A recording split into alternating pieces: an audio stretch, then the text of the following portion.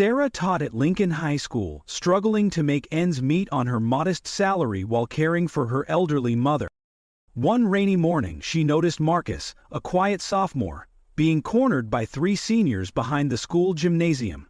Without hesitation, Sarah stepped between them, risking her own safety to protect Marcus from harm. The incident escalated when one of the bullies turned out to be the son of the school board chairman. Sarah faced intense pressure to apologize and pretend nothing happened. She refused, knowing Marcus needed someone to stand up for him. Her defiance cost her the upcoming tenure review she desperately needed for a salary increase. 2 weeks later, while Sarah sat at her mother's hospital bedside, wondering how to pay the mounting medical bills, an unexpected visitor arrived with a sealed envelope. The contents of that letter would not only change Sarah's life forever, but would send ripples through the entire school system. Hi everyone, welcome to Mystic Tales. Today I'm excited to share a new story with you. Sarah pulled into the school parking lot earlier than usual that morning. The autumn rain made everything look gray and gloomy. She needed to grade papers before her first class, and the quiet of her classroom was better than her small apartment where her mother's medical equipment hummed constantly.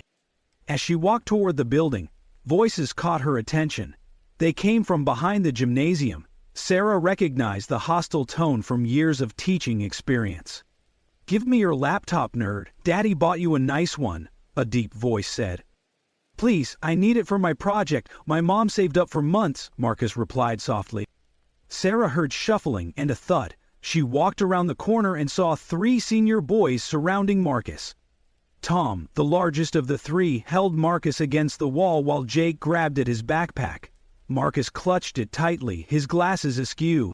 "Stop right there," Sarah said firmly. She kept her voice steady despite her racing heart. "Step away from him." Tom turned, his face showing surprise, then defiance. "We're just talking, Ms. Wilson." "I said step away. Now." Sarah moved between Marcus and the boys. "Marcus, go to my classroom." Marcus hesitated. "But, Ms. Wilson." "Go, I'll handle this." The three boys watched Marcus leave. Jake stepped forward. "You should mind your own business." "Bullying a student is my business. Tom, Jake, Richard, principal's office. Now." "My father's on the school board," Tom said with a smirk. "He won't like hearing about this." Sarah stood her ground. "That's exactly why he needs to hear about it. Move." In the principal's office, Sarah described the incident while the boys sat sullenly. Principal Davis looked uncomfortable as he listened. "Ms. Wilson, perhaps we could handle this internally," he suggested. "Tom's father is reviewing your tenure application next month." Sarah felt her stomach tighten. The tenure would mean better pay, health insurance for her mother, but she looked at the boys' smug faces and thought of Marcus. No, this needs to go on record. They were about to steal his laptop. Marcus's mother works 2 jobs to support him. Principal Davis sighed. "Tom's father will want to discuss this." "Then let him discuss it, but I won't pretend this didn't happen." Walking back to her classroom, Sarah's hands shook. She had taught at Lincoln High for 5 years. The tenure review was her chance for financial stability. Now she might lose it all. Marcus waited at her desk. "Miss Wilson, you shouldn't have. They'll make trouble for you." Sarah smiled gently. "Some things are worth the trouble, Marcus. No one deserves to be bullied. Now, let's look at that science project you mentioned." The next morning, Sarah received an email requesting her presence at an emergency meeting. In the conference room, she found Principal Davis sitting with Robert Green, Tom's father, and the school board chairman. "Ms. Wilson, take a seat," Robert said. His expensive suit and stern expression made the room feel colder. "I understand you accused my son of bullying yesterday." Robert spoke while reviewing some papers. Sarah sat straight. "I didn't accuse him. I witnessed it directly. 3-star athletes against your word. Tom tells me they were helping the boy find his lost computer password." "That's not what happened. I heard them demanding his laptop." Principal Davis shifted uncomfortably. "Sarah, perhaps there was a misunderstanding." "There was no misunderstanding," Sarah said. "I heard everything clearly." Robert leaned forward. Let me be direct. Your tenure review is next month. The board takes disciplinary records very seriously. A simple apology saying you may have misinterpreted the situation would resolve this. Sarah thought of her mother's medical bills on her kitchen table. Her hands felt cold, but her voice remained steady. I can't do that. Ms. Wilson, Principal Davis said, think about this carefully. I'm thinking carefully. What message does it send if we ignore bullying because of who someone's parent is? Robert stood up. Very well. I'll make sure the board reviews this incident thoroughly during your tenure evaluation. After they left, Sarah called her mother's nurse to check in. The morning shift would cost another $100 they didn't have. Later that day, Marcus approached her desk after class. Ms. Wilson, I heard about the meeting. My mom wants to speak with you. That evening, Sarah met Marcus's mother, Linda, at a small cafe. Linda worked as a hospital cleaner, her uniform still on after her shift. Marcus told me everything, Linda said. We can speak up for you at the board meeting. That might make things worse, Sarah replied. Robert Greene has influence. But we have the truth, Linda insisted. Marcus recorded everything on his phone when they cornered him. He was so scared that day he hit record in his pocket. Sarah felt a mix of hope and worry. Having proof helps, but using it might make things difficult for Marcus. You stood up for my son. Let us stand up for you. Sarah looked at Linda's tired but determined face. Sometimes courage came from unexpected places. The next day, Sarah found a note in her faculty mailbox. The handwriting was unfamiliar, and the message was brief. Your actions were noticed. Stay strong. The following week brought mounting pressure at Lincoln High. Sarah noticed Tom and his friends watching her between classes, whispering and smirking. But more surprisingly, other students began stopping by her classroom during lunch. Ms. Wilson, we saw what happened that day, Amy, a junior, said quietly. Behind the gymnasium? Yeah, Tom and his friends have been doing this for months, Michael added. They took my brother's graphing calculator last semester.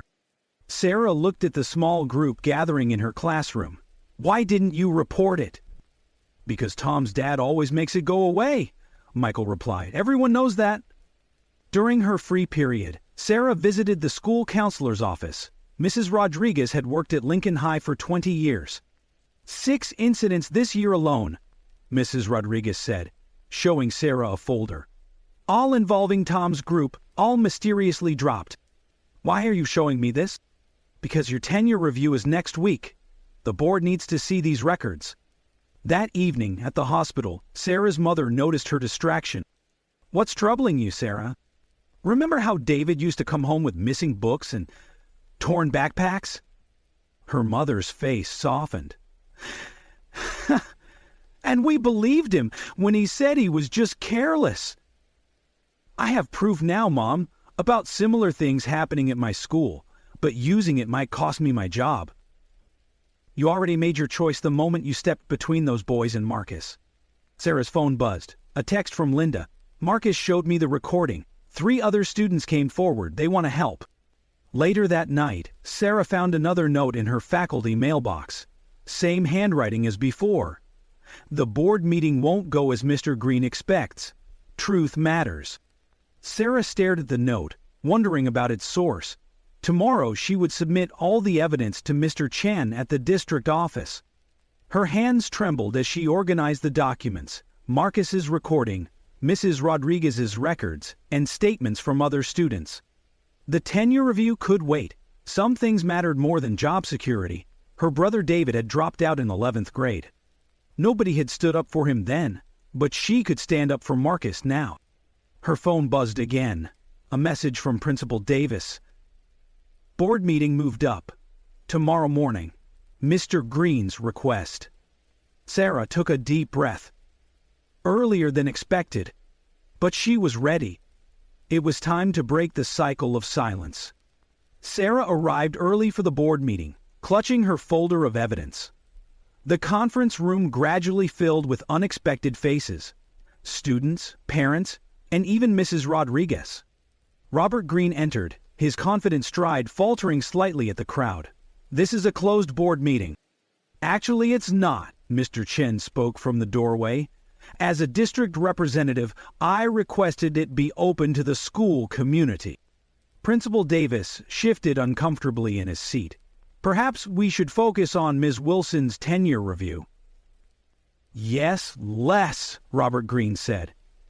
Ms. Wilson made serious allegations against respected students without proof. Sarah stood, her voice steady. "I have proof, Mr. Greene, and not just about that day." She placed Mrs. Rodriguez's folder on the table. 6 documented incidents this year involving your son's group, all mysteriously disappeared. Those cases were resolved, Robert Greene said firmly. A parent stood up. "Like my son's calculator was resolved. He saved for months to buy that." "Or my daughter's art project," another parent added. "The one that was destroyed before the exhibition?" Marcus raised his hand. "I have the recording from that morning." Robert Greene's face reddened. "This is about Ms. Wilson's teaching ability, not some schoolyard disputes." "It's about everything that makes a teacher," Mr. Chen said. "Ms. Wilson, your test scores and classroom evaluations are exemplary, but more importantly, we have dozens of letters from students and parents." Sarah looked surprised. Mr. Chen continued reading from a letter. "Ms. Wilson stayed after school for 2 months, helping my daughter pass calculus. She never asked for anything in return." Another letter. "When my son was being bullied, Ms. Wilson was the only one who listened." Tom shifted in his seat, looking at the floor. His father's confident demeanor began to crack. "The board needs to consider," Robert Greene started. "The board needs to consider that a teacher's job isn't just about equations and test scores," Mr. Chen interrupted. "It's about protecting students and teaching them right from wrong." Principal Davis cleared his throat. "Given the evidence and community support, I recommend we move forward with Ms. Wilson's tenure approval." "I second that," Mrs. Rodriguez added firmly. Sarah felt tears forming but held them back. She thought of David, of Marcus, of every student who needed someone to speak up. Sometimes doing the right thing came with a cost, but sometimes it also came with unexpected support. The vote would happen soon, but looking around the room at all the faces there to support her, Sarah already felt like she'd won something more important than tenure. The following morning, Sarah found an official-looking envelope on her desk. Inside was a letter from the National Education Foundation, one of the country's most prestigious organizations.